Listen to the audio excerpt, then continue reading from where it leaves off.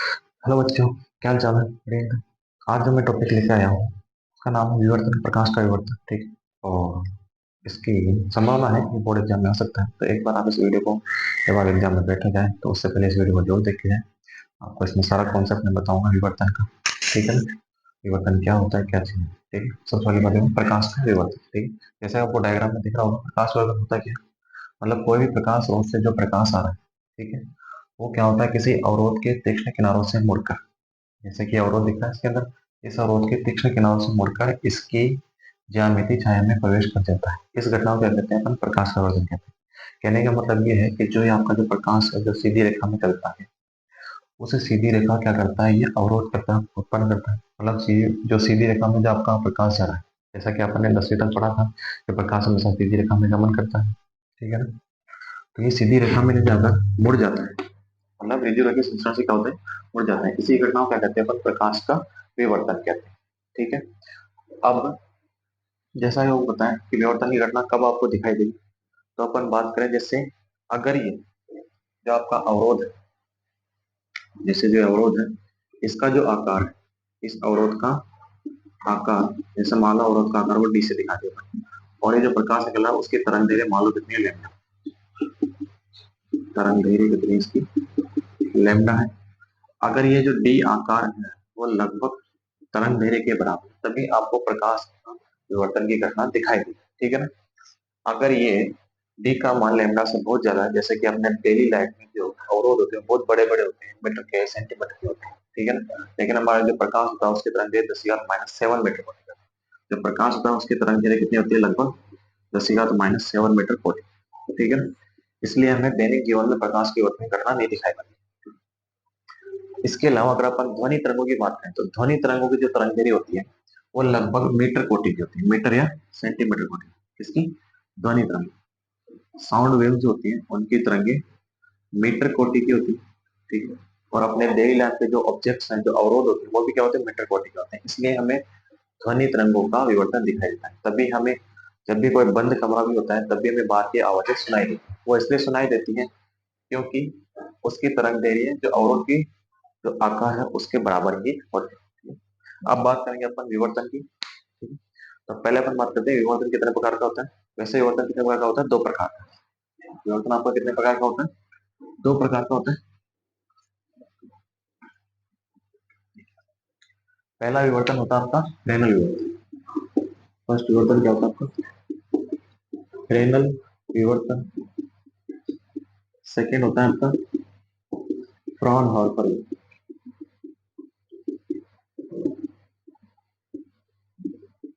ठीक है। फ्रेनल विवर्तन और फ्रॉनहोफर। अपन को मेन तो क्या पढ़ना है? फ्रॉनहोफर विवर्तन।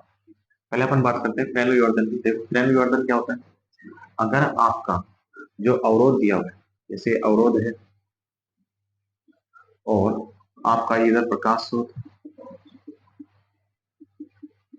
और जहां आप विवर्तन प्रतिरोध देख रहे हो पर्दा, अगर पर्दे और प्रकाश स्रोत के बीच की दूरी, पर्दे और प्रकाश स्रोत दोनों की अवरोध से जो दूरी है अगर वो बहुत कम हो, या मतलब वो सीमित दूरी पर, तो तब ये जो विवर्तन होगा वो कौन सा होगा? आपका फ्रेनल विवर्तन। कौन सा विवर्तन होगा आपका? फ्रेनल विवर्तन होगा। जैसे मान लो मैंने एक झिल्ली ले ली इसके अंदर, ये झिल्ली है जिसकी लंबाई कितनी, ये है आपकी डी मोटाई की झिल्ली।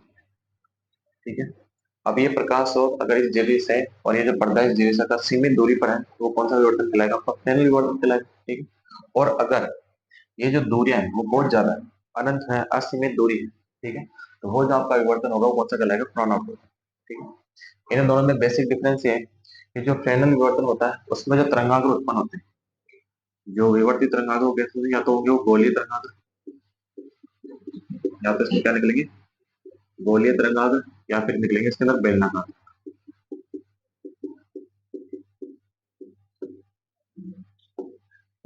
और जो फ्रॉनहोफर होगा उसमें केवल निकलेगा आपका समतल तरंग। कौन सा तरंगाग्र निकलेगा? समतल तरंग।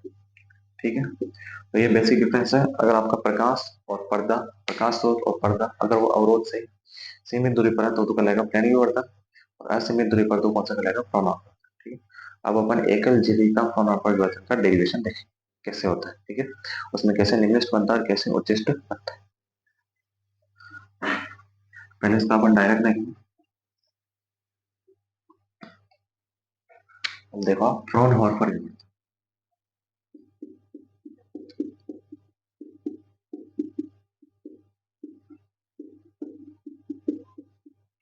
एकल जीवी, एकल जीवी या एकल छिद्री फ्रॉनहोफर विवर्तन। ठीक है, इसमें देखो क्या होता है। एक तो इसमें हम छोटी सी झिल्ली लेते हैं। अब इसको मैं थोड़ा जूम करके दिखाऊंगा ताकि आपको बढ़िया अच्छे से दिख सके। ये हमारी झिल्ली है जिसकी मोटाई मान लो कितनी है, डी मोटाई। यहाँ पे कितने मोटाई का है, डी मोटाई। इसकी लेंथ आपकी डी है। ठीक है, और ये हमारा प्रकाश स्रोत यहाँ पर है, एस प्रकाश स्रोत है। इसमें कौन सा प्रकाश निकल रहा था, एक वर्णी प्रकाश। ठीक है, इसमें से जो भी प्रकाश निकलेगा आपका, इसके सामने क्या रख देंगे अपन, एक लेंस रख देंगे, एक उत्तल लेंस रख देंगे। इसका नाम है आपका L1। ठीक है, इस लेंस में जाने के बाद में इसकी जो किरणें हैं वो बिल्कुल, अगर ये आपका एक वर्णी प्रकाश हो इस उत्तल लेंस के फोकस पर रखा हो तो इससे निकलने वाली प्रकाश तरंगे अपवर्तन के पश्चात कैसी जाएगी, मुख्य अक्ष के समांतर होगी। ठीक है, तो अब इसमें जो प्रकाश किरण निकलेगी वो कैसे निकलेगी, बिल्कुल समांतर इस टाइप से। ठीक है, और जो समांतर किरणें निकलती है उनका तरंगाग्र भी कैसा होता है, समतल तरंग। तो हम ऐसे मान लेते हैं कि जो तरंगाग्र आपका डब्ल्यू डब्ल्यू डैश, ये कौन सा समतल तरंग हो गया, आपतित तरंगाग्र हो गया, आपतित तरंग। ठीक है, या आपकी तरंगाग्र किसके ऊपर गिरेगा, इस डी छेद के ऊपर गिरेगा जो कि आपका क्या है, अवरोध है। क्या रहता है आपके पास, अवरोध। ठीक है, और यहाँ हमारा रखा हुआ है पटना। अब ये जो आपतित तरंगाग्र है इस पर आपतित होगा, आपतित होने के बाद में इसमें कौन सी घटना होगी, विवर्तन की घटना होगी। ठीक है, अब इसमें जो विवर्तन हो रहा है वो कौन सा विवर्तन है, फ्रॉनहोफर, क्योंकि इसमें जो आपका स्रोत है और जो आपका पर्दा है वो असीमित दूरी पर रखा हुआ है, इसलिए इसमें जो तरंगाग्र निकल रहा है वो कौन सा निकल रहा है, समतल तरंगाग्र। ठीक है, जब ये समतल तरंगाग्र इस पर आपतित होगा तो इसमें कैसा होगा, देखो यहाँ पर ये आपतित हो।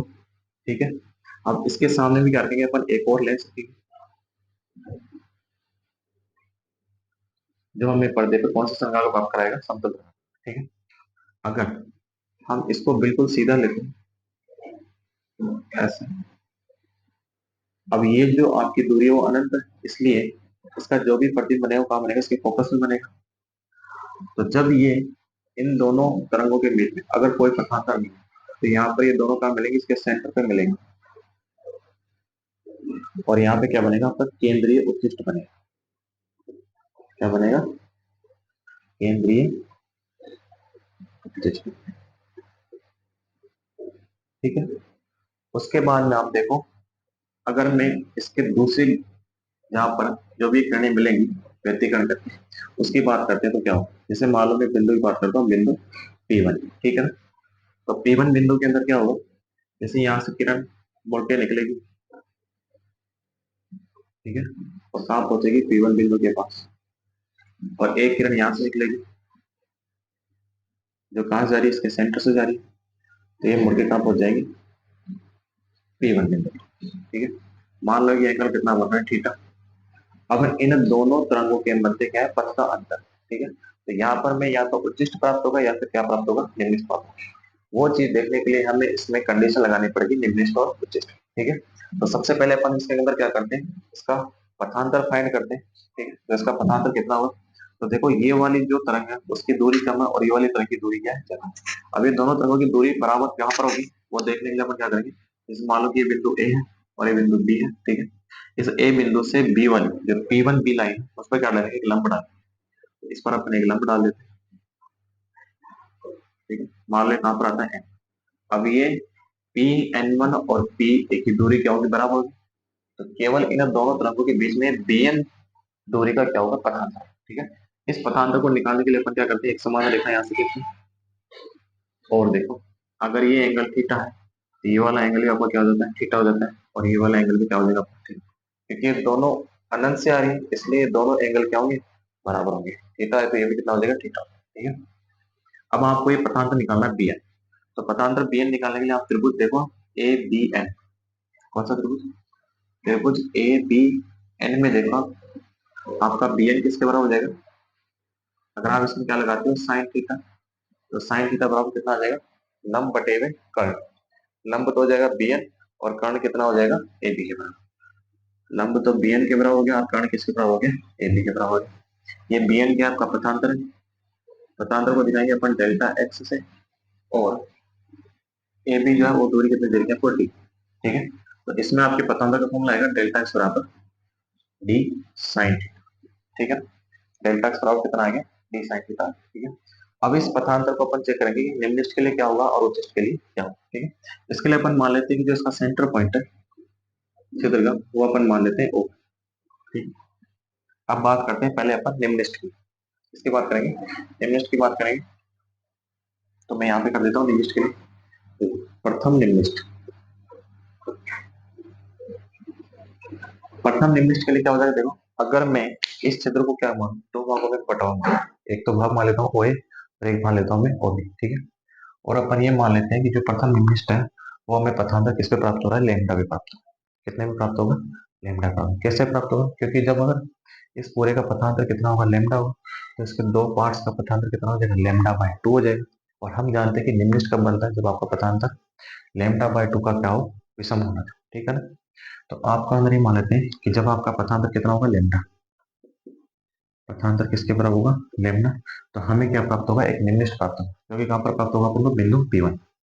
हम ये दूरी मान लेते हैं x1। ठीक है, ये पथांतर हो गया आपका कितना, लेमडा हो गया।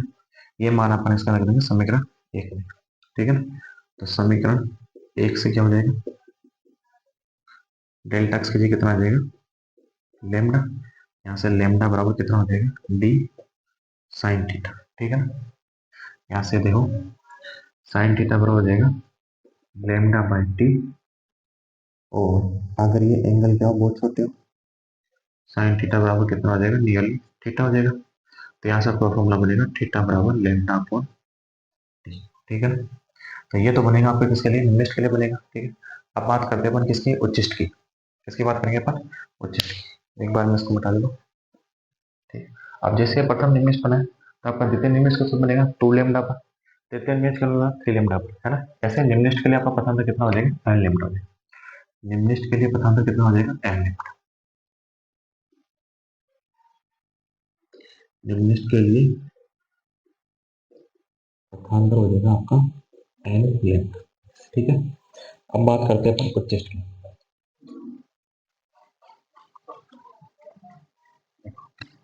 जैसे उच्चिष्ट जो प्राप्त होगा, प्रथम उच्चिष्ट हो गया, तो हमें जो अगला प्राप्त होगा कौन सा होगा, द्वितीय उच्चिष्ट होगा।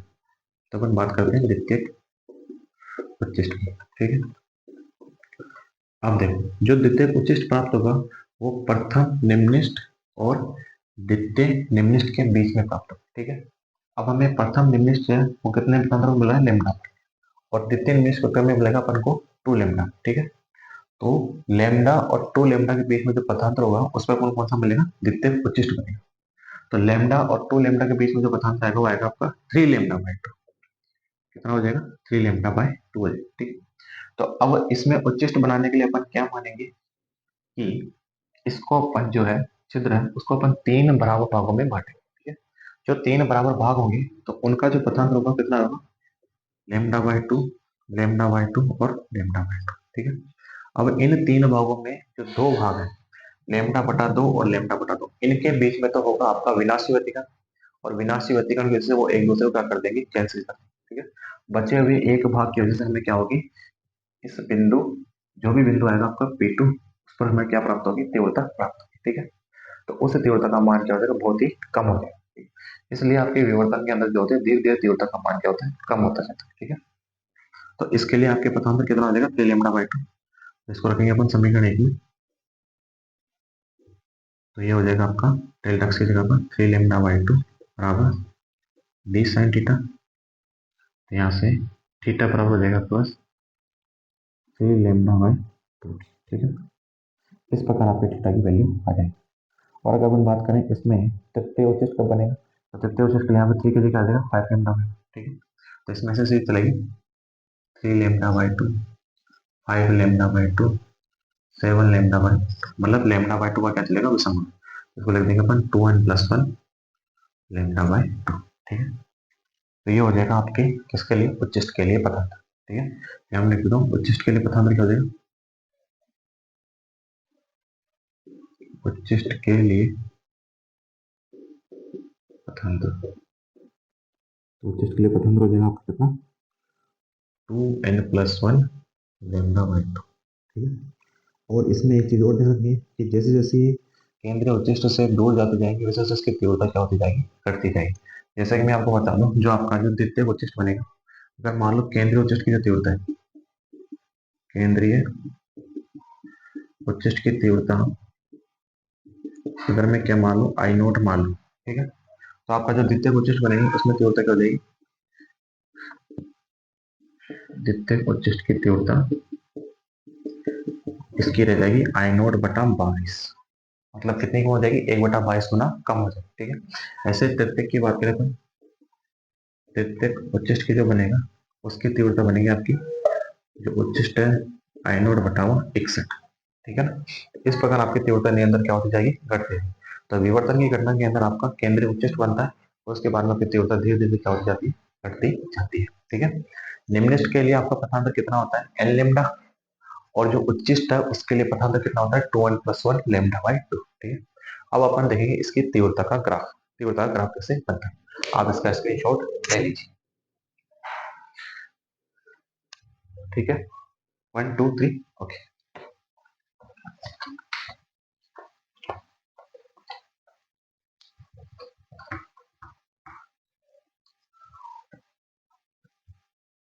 देखो जैसा कि अपन को पता चला था, देखो जो आपका निम्निष्ट होता है, निम्निष्ट के लिए जो आपका कोण बनेगा थीटा वो होता है आपका एन लेमडा अपॉन डी, ठीक है। इसको मतलब हम पूरा लिखें तो कितना हो जाएगा, lambda upon D, 2 lambda upon D, 3 lambda upon D ऐसे। और उच्चिष्ट के लिए क्या हो जाएगा, थीटा इक्वल टू हो जाएगा आपका 2n+1 लेमडा अपॉन 2d, ठीक है। तो इसमें पहला बनेगा आपका 3 lambda upon D, sorry 3 lambda upon 2d, 5 lambda upon 2d, 7 lambda upon 2d, इस प्रकार से बनता। तो अब इसके तीव्रता ग्राफ देखा इस प्रकार से बनेगा, प्लस माइनस बनेगा।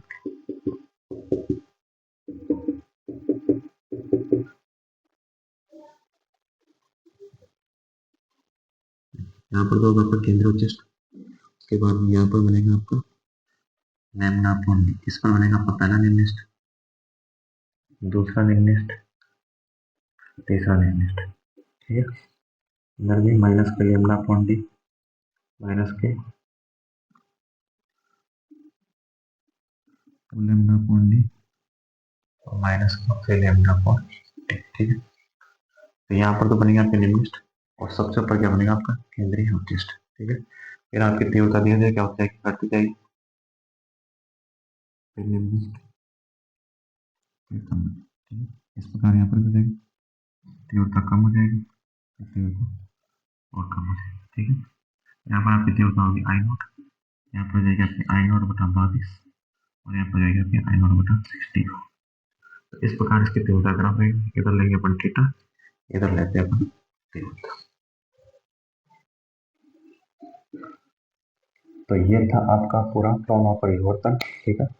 आशा करता हूँ आपको पूरा समझ में आएगा, और ऐसे ही आपको इसको उसके अंदर करना है, ठीक है ना। All the very best.